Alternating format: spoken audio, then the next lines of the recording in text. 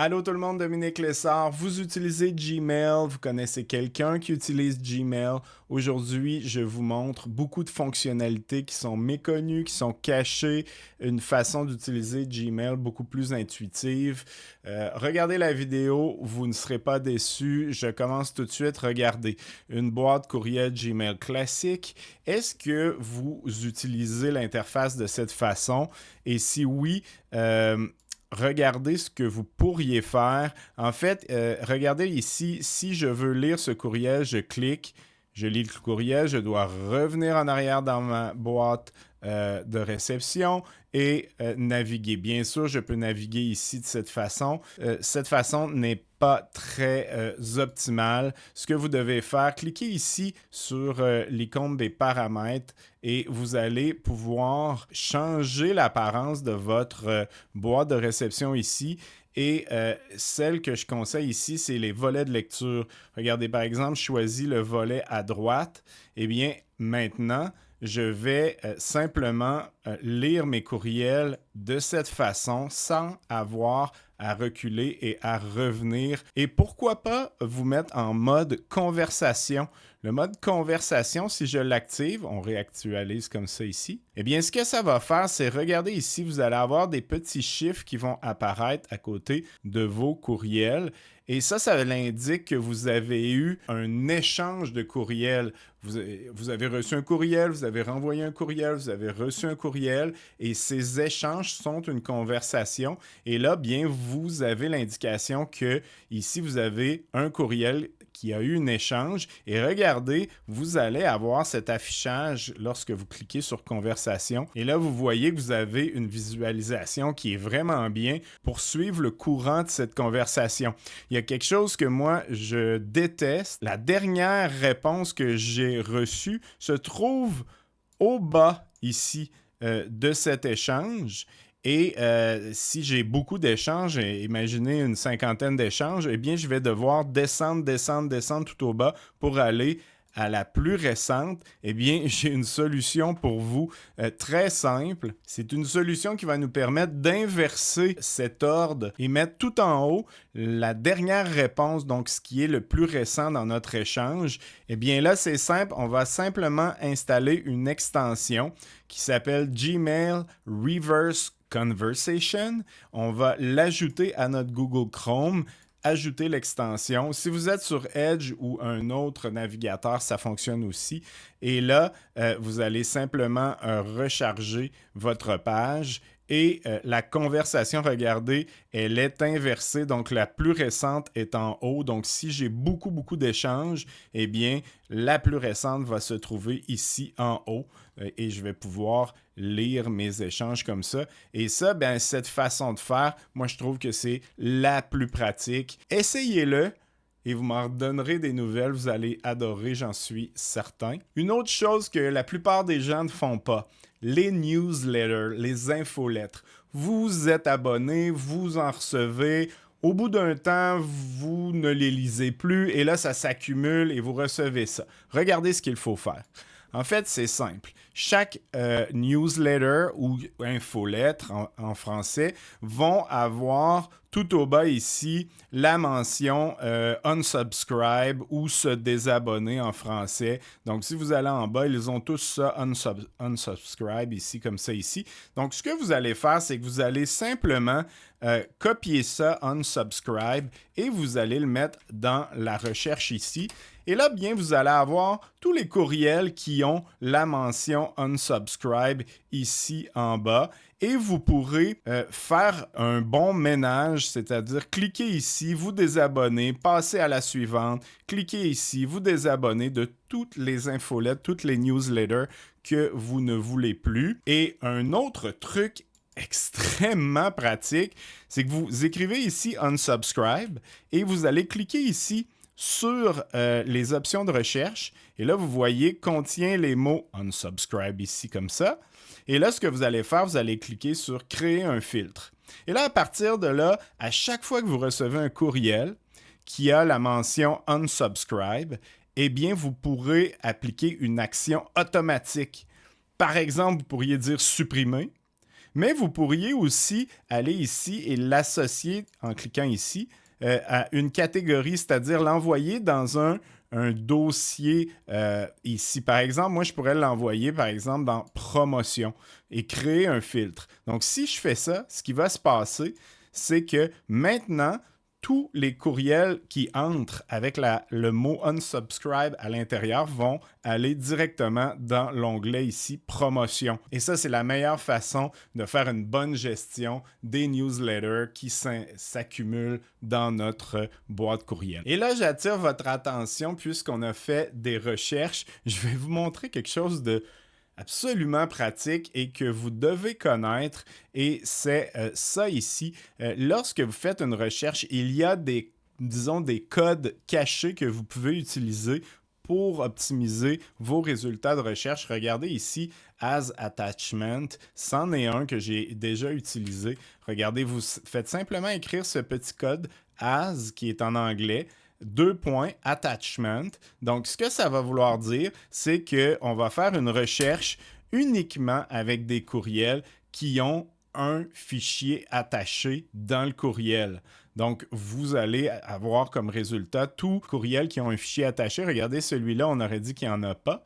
Mais si je clique, eh bien oui, il y en a un et c'est une image qui est à l'intérieur. Donc, c'est très efficace. Et là, remarquez ici que lorsque j'écris As Attachment, eh bien, j'ai ici une sélection de types de fichiers. Donc, je pourrais uniquement faire apparaître les fichiers PDF, comme ça ici, ou uniquement les feuilles de calcul. Donc, vous pouvez raffiner votre recherche en écrivant ici As Attachment et en cliquant sur les boutons qui sont offerts. Et des opérateurs comme ça, regardez ici, il y en a vraiment beaucoup que vous pouvez utiliser et insérer dans votre résultat de recherche. Bien sûr, je vais mettre cette page dans la description de la vidéo où vous allez pouvoir aller faire des copier-coller de ces opérateurs pour effectuer des recherches plus précises. Et ces opérateurs, il faut bien sûr les utiliser en anglais. Par exemple, vous pourriez chercher, par exemple ici, tous les courriels qui sont unread. Unread, bien sûr, ce serait des courriels qui n'ont pas été lus. Ou ici, faire une recherche sur tous les courriels qui sont snooze. Et qu'est-ce que c'est un courriel snooze? Eh bien, lorsque vous recevez un courriel, si vous ne désirez pas en prendre connaissance tout de suite, par exemple, je sais c'est quoi ce courriel, j'aimerais mieux le recevoir demain à 8 heures, eh bien, vous cliquez ici, mettre en attente. Vous pouvez aussi faire clic droit et descendre ici, mettre en attente. Et là, bien, ce que ça va faire, c'est que vous allez pouvoir choisir le moment où ce courriel va vous être proposé. Gmail va vous le reproposer au bon moment.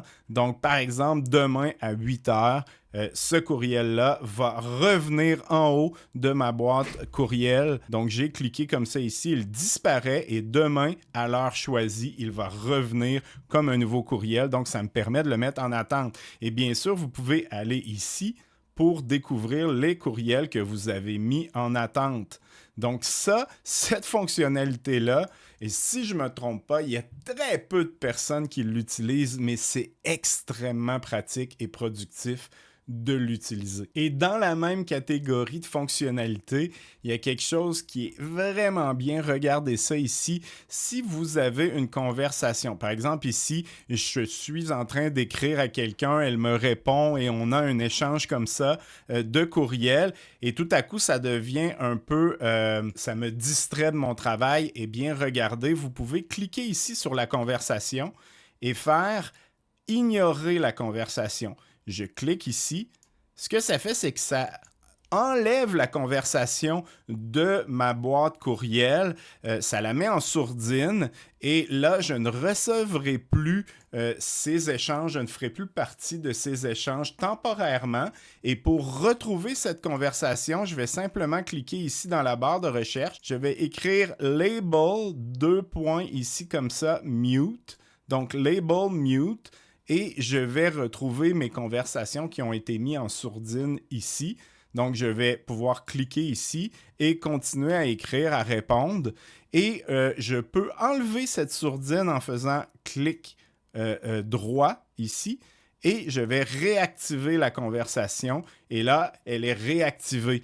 Si je reviens dans ma boîte courriel et que la conversation n'est pas disponible, eh bien, c'est simple et ça va être bon pour n'importe quelle situation. Que votre courriel soit en sourdine, que votre courriel soit en snooze, reporté à plus tard, vous cherchez un courriel, peu importe, eh bien, vous pouvez toujours aller ici dans le menu, vous cliquez ici sur plus et vous allez dans tous les messages. Et là, regardez, bien, j'ai ma conversation ici que j'avais mis en sourdine, mais j'ai aussi mon courriel snooze qui est ici, que je retrouve ici dans Attente. Il est là, mais lorsque je vais dans tous les messages, eh bien, tout est là. Donc, je peux avoir accès à tout le contenu dans tous les messages ici.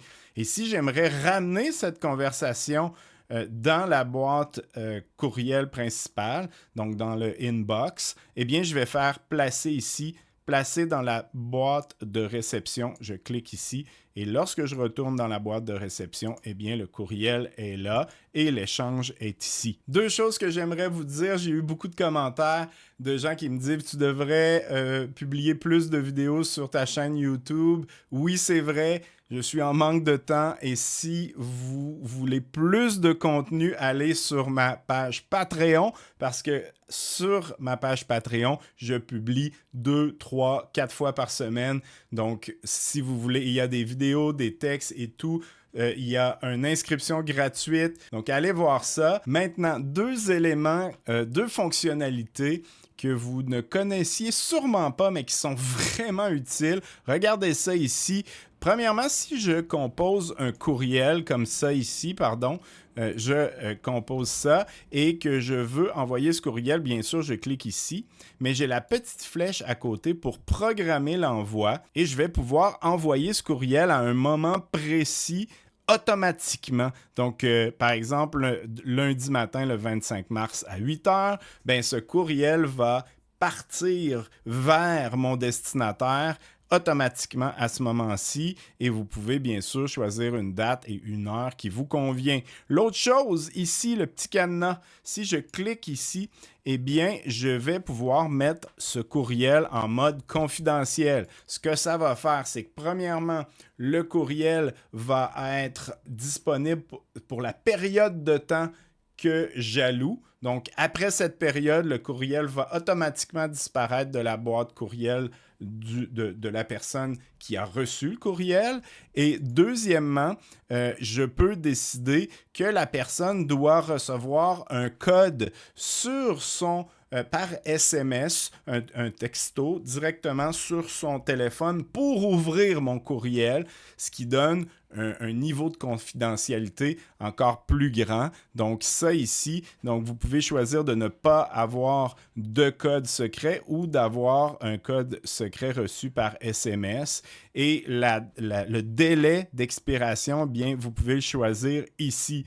Donc ça, c'est vraiment pratique. Et une fois que j'ai sélectionné, par exemple, code secret, je fais enregistrer. Et lors de l'envoi, eh bien, je vais devoir entrer le numéro de téléphone de la personne auquel j'envoie le courriel et cette personne, pour l'ouvrir, devra entrer un code qui sera reçu par SMS et ça ressemble à ça ici. Eh bien, j'ai ça ici, valider votre identité, envoyer le code secret. Ça, c'est ici, c'est mon numéro de téléphone. Donc, je clique et je vais recevoir sur mon téléphone, voilà, c'est arrivé, le code secret, je l'entre ici et je vais avoir accès au courriel en question. Et sachez aussi que ce courriel ne peut être transféré à personne d'autre, ne peut être non plus imprimé ou copié. Donc, le courriel est vraiment très confidentiel et sécurisé. Et pour terminer,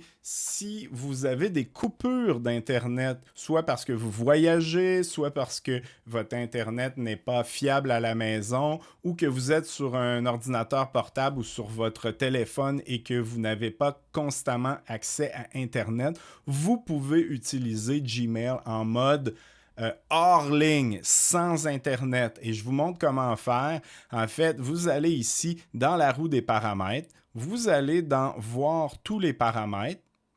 Et là, vous allez voir hors connexion ici. Et là, pour utiliser cette fonctionnalité hors ligne, vous devez obligatoirement avoir le navigateur Google Chrome. Ça ne fonctionnera pas avec un autre navigateur, Edge, Opera, Firefox, peu importe. Ça va fonctionner uniquement avec Google Chrome. Donc ça, c'est bon à savoir. Donc vous cliquez sur hors connexion ici. Vous allez activer la messagerie hors connexion. Et là, bien, vous allez voir ici la quantité de courriels que vous allez entreposer. Parce que là, l'idée, en fait, c'est que vous allez télécharger les courriels qui sont en ligne dans Gmail et vous allez les amener sur votre appareil, que ce soit un téléphone, un ordinateur portable, ordinateur de bureau. Vous allez télécharger ça et vous allez accéder à vos courriels maintenant en mode local. Donc, c'est important de comprendre ça. Et l'espace que vos courriels vont utiliser sur votre appareil, sur votre périphérique, va être inscrit ici. Et ici, c'est le nombre total d'espace que j'ai sur mon appareil. Et ici, vous allez pouvoir paramétrer la synchronisation. Donc, 7 jours de courriel, donc les 7 derniers jours de courriel vont être téléchargés, les 30 derniers jours ou les 90 derniers jours. Et vous pouvez cocher ici si vous voulez télécharger les pièces jointes. Donc, vous allez pouvoir cliquer ici pour ça. Et ici, ce paramètre de sécurité, ben, dans le fond, c'est simple. Lorsque vous vous connectez ici à votre Google Chrome et à Gmail, eh bien, vous allez télécharger sur votre système les données, donc ici 44 MB. Bien, le paramètre premier ici, ben, lorsque vous allez vous déconnecter de votre courriel et de votre Gmail, eh bien, vous allez conserver toutes les données téléchargées sur votre système en permanence. Ça, c'est le premier paramètre ici. Et si vous voulez supprimer les données qui ont été téléchargées sur votre système lorsque vous vous déconnectez de Gmail, eh bien, vous cliquez ici. Ça, c'est les deux paramètres ici. Bien sûr, le plus sécurisé va être celui où on supprime à chaque fois. Par contre, ça va être le plus pénible à utiliser car vous allez devoir retélécharger à chaque fois. Donc, vous allez sélectionner ça ici et vous allez faire enregistrer les modifications. Et voilà, on va cliquer comme ça ici. Et là, il nous demande de réactualiser notre Gmail. Et voilà, c'est fait.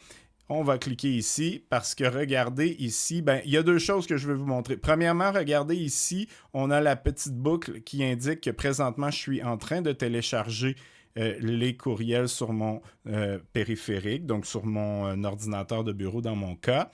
Et ici, il nous indique qu'il, pour accéder à ma boîte courriel, eh bien, je vais devoir faire quelque chose de particulier. Et là, je vous l'explique. En fait, vous ne pourrez pas accéder à votre boîte courriel Gmail en ligne de n'importe quelle façon. Bien sûr, vous ne pouvez plus y aller par Internet, donc vous ne pouvez plus y aller par Google Search, par exemple, et vous ne pouvez plus simplement écrire gmail.com et y arriver directement. Pour accéder à votre boîte courriel Gmail hors ligne, vous devez absolument entrer ici ce URL que j'ai écrit ici et qui va être aussi en description de la vidéo. Et vous pouvez bien sûr faire un favori dans votre Google Chrome pour accéder à votre Gmail hors ligne. Et c'est la seule et unique façon d'accéder à votre boîte Gmail lorsque vous n'avez pas de connexion Internet. Si ce genre de vidéo où je vous montre des trucs que vous ne saviez pas et qui améliorent l'utilisation que vous faites d'un logiciel ou autre, eh bien, regardez cette vidéo, car dans cette vidéo, vous allez découvrir quelque chose qui va vous plaire. Regardez cette vidéo et moi, je vous revois la semaine prochaine dans une nouvelle vidéo.